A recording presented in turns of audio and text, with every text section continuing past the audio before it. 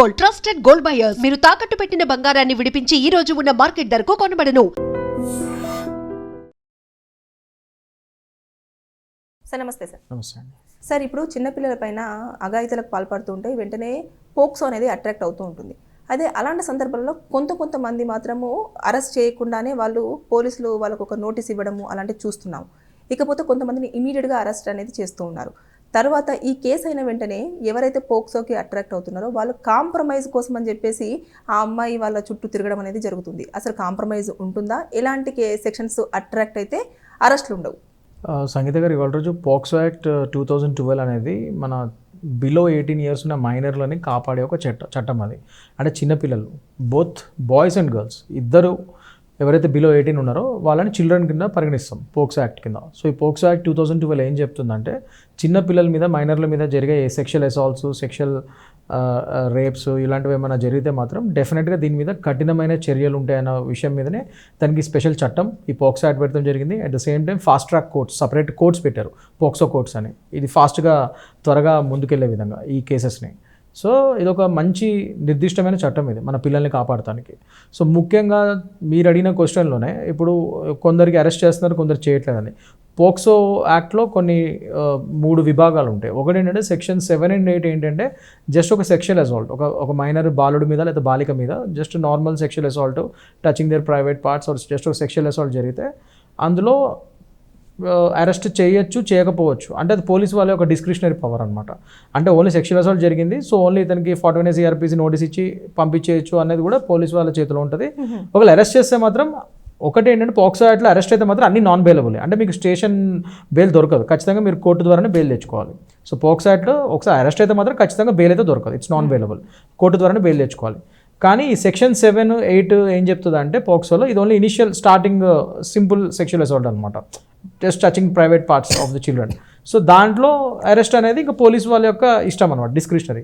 ఇతను ఏం పారిపోడు, ఇతను కోఆపరేట్ చేస్తాడు ఇన్వెస్టిగేషన్కి, ఇతని నుంచి విట్నెస్లకు ఏం ప్రమాదం లేదు, ఇతను ఎవిడెన్స్ని ట్యాంపర్ చేయడు, ఇలాంటివి ఏమన్నా వాళ్ళకి నమ్మకం కుదిరితే కోఆపరేట్ ఎప్పుడు పిలిచినా వస్తాడు ఇన్వెస్టిగేషన్కి అని నమ్మకం కుదిరితే అప్పుడు అరెస్ట్ చేయాల్సిన అవసరం లేదు. అలాంటి సెక్షన్ ఉంటాయి, పోక్సో సెక్షన్ 7 ఉంటాయి మాత్రం. That is nothing but sexual assault, normal sexual assault. అదే సెక్షన్ 3 and 4 అనుకోండి, అదేంటంటే ఇంకా కంప్లీట్లీ ఒక రేప్ కింద, ఒక చాలా తీవ్రమైన సెక్షువల్ అసాల్ట్ అనమాట అది. దాంట్లో ఖచ్చితంగా 10 నుంచి 20 ఏళ్ళ వరకు కూడా శిక్షలు పడతాయి. అది ఖచ్చితంగా ఇమీడియట్ అరెస్ట్ ఉంటుంది, అందులో బెయిల్ దొరకడం కష్టం. సో అది సెక్షన్ 3 and 4. అదే మీరు సెక్షన్ 9 and 10 చూసుకున్నారనుకోండి, అది అగ్రివేటెడ్ సెక్షువల్ అసాల్ట్ అనమాట. అదేంటంటే అది కూడా అంతే, నేను చెప్పినట్టు నార్మల్ ఈ టచింగ్ సెక్షన్ 7 లాగా నార్మల్ టచింగ్ కాకుండా ఇంకా కొద్దిగా అగ్రివేటెడ్గా ఎక్కువ చేస్తే అది సెక్షన్ 9 and 10 కింద వస్తుంది. అది 5 నుంచి 7 ఏళ్ళ వరకు జైలు శిక్ష పడుతుంది. అదే ఇందాక నేను చెప్పినట్టు సెక్షన్ 7 ఏదైతే స్టార్టింగ్ ఒక చిన్న సెక్షన్ అన్నానో అందులో ఒకవేళ ప్రూవ్ అయితే మాత్రం 3 ఏళ్ళు జైలు శిక్ష పడుతుంది అంతే, అది ఇంకా ఫైన్ పడుతుంది. ఈ సెక్షన్ 9 and 10 అయితే అగ్రివేటెడ్ సెక్షువల్ అసాల్ట్, దానికంటే కొద్దిగా ఎక్స్ట్రా అనమాట, నెక్స్ట్ స్టెప్ అది కొద్దిగా ఎక్కువగా చేసినట్టు. అందులో ఎక్కువ సెక్షువల్ అసాల్ట్ చేస్తే అప్పుడు నేను చెప్పినట్టు 5 నుంచి 7 ఏళ్ళు పడుతుంది.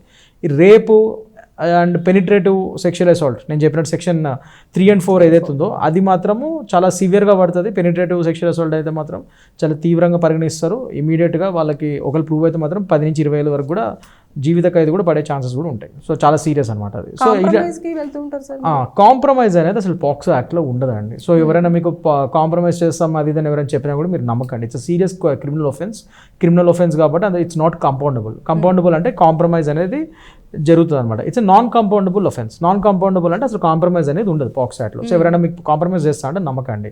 ఇది ఓన్లీ సుప్రీంకోర్టు కూడా గైడ్లైన్స్ ఏం చెప్తుంది, ఒకవేళ ఇరు వర్గాలు నిజంగానే కాంప్రమైజ్ అయ్యాము, కేసు వాపస్ తీసుకుందాము, అది నిజంగా ఒకవేళ సెక్షువల్ అసాల్ట్ జరగలేదు, ఒక మిస్కమ్యూనికేషన్ వల్ల దేనివల్ల అప్పుడు అలా అనుకున్నాము అని ఏదో విధంగా అలాంటి ఒక లాజికల్ కంక్లూజన్ ఉంటేనే అప్పుడు అది కూడా కోర్టు కింద పోక్సో కోర్టు అది పరిగణిస్తేనే అలాంటి వాటిలోనే కొన్ని రేర్ ఆఫ్ ది రేరెస్ట్ కేసెస్లో అది కూడా తల్లిదండ్రుల యొక్క అండ్ ఆ విక్టిమ్ యొక్క స్టేట్మెంట్స్, ఎఫిడేవిట్స్ అన్నీ తీసుకొని నిజంగానే ఇక్కడ జరగలేదు అని నిర్ధారిస్తేనే అప్పుడు కేసులు వాపస్ తీసుకొని పోవటము లేకపోతే ఆ కేసులు క్వాష్ చేయడం జరుగుతుంది.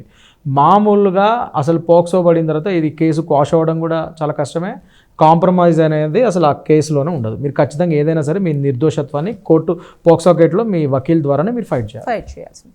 సార్ ఇప్పుడు ఆవిడ చిన్నప్పుడు ఏదైతే పాప కానివ్వండి బాబు కానివ్వండి చిన్న ఏజ్లో అంటే మీరు అన్నట్టుగా చాలా తక్కువ ఏజ్లో ఉన్నప్పుడు వాళ్ళు ఏదో కొంచెం అఘాయిత్యానికి గురయిన తర్వాత వాళ్ళకి ఏజ్ వచ్చిన తర్వాత నేను అప్పుడు అలా జరిగింది అని చెప్పేసి కేసు పెడితే అది పోక్సో కింద కన్సిడర్ చేస్తారా? 100% అండి.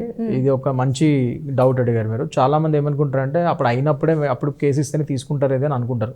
చాలామంది చిన్నప్పుడైనా ట్రామాని ఇలాంటి సెక్షువల్ అసాల్ట్స్ని పెద్దాక వాళ్ళు పెడతారు. సో చిన్నప్పుడు అయిందని మీరు మీ దగ్గర ఒక సాక్ష్యం ఉన్నా ఏదున్నా కూడా మీరు చిన్నప్పుడు అయిన దానికి కూడా ఇప్పుడు పెట్టచ్చు మీరు డెఫినెట్గా.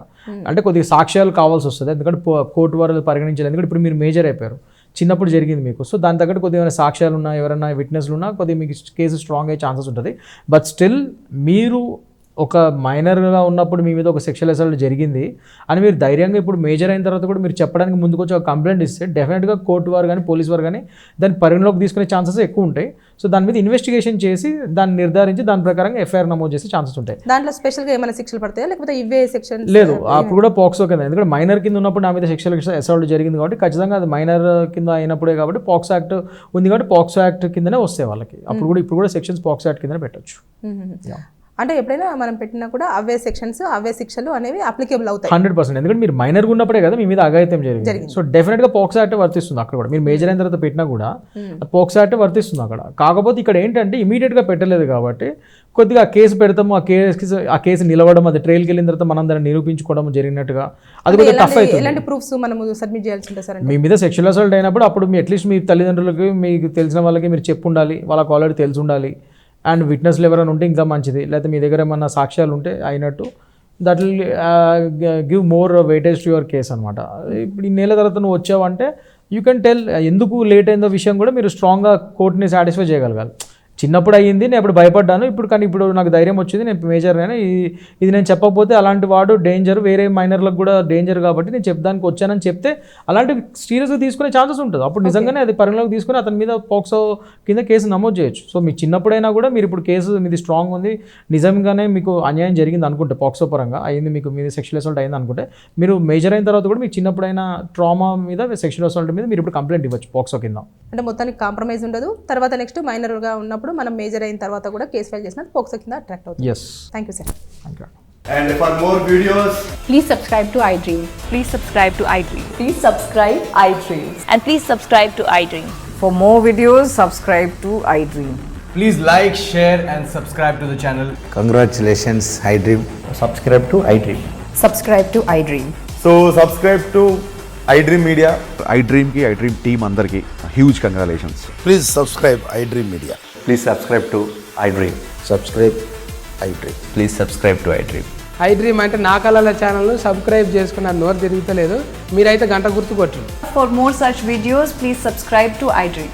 Subscribe to iDream. Please subscribe to iDream. Please subscribe iDream Media. Please do subscribe to iDream. Please subscribe to iDream Media. For best entertainment and information, please subscribe iDream. And don't forget to subscribe to iDream.